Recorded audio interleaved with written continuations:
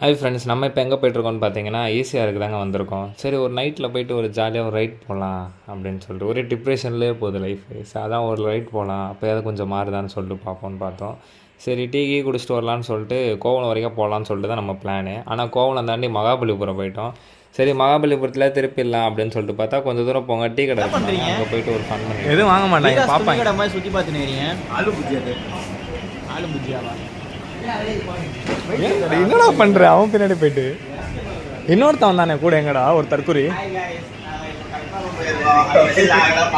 என்னடா பண்றா? ஹெல்மெட்டை தொடச்சிட்டு இருக்கா. கிளம்பி கல்பாக்கம் வரைக்கும் போயிடலான்னு சொல்லிட்டு பிளான் போட்டு போயிட்டு இருந்தா, ரோடு பார்த்தீங்கன்னா சரியான இருட்டு, சுற்றி காடு மாதிரி இருந்துச்சு.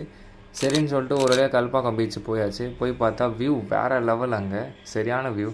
டெய்லி 10 மணிக்கே ஏஞ்சி பார்த்துட்டு இப்போ 6 மணிக்கு பார்க்கும்போது சூப்பராக இருக்குங்க ஊர். அந்த பீச்சோட வியூ பாருங்கள். இதுக்கு மட்டும் ஸ்லோ மோஷனில் ஒரு சாங் போட்டால் வேறு லெவலில் இருக்கும்.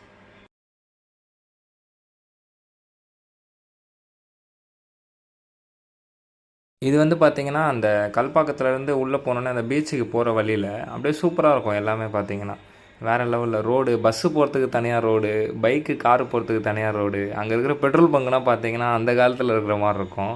அந்த இடமே சூப்பராக இருந்துச்சு, கிராமம் மாதிரி ஒரு ஊர். அந்த பீச்சுக்கிட்ட வந்தோடனே சரியாக ஒரு பாண்டிச்சேரி பார்த்த ஃபீல் இருந்துச்சு, சூப்பராக இருக்கும்.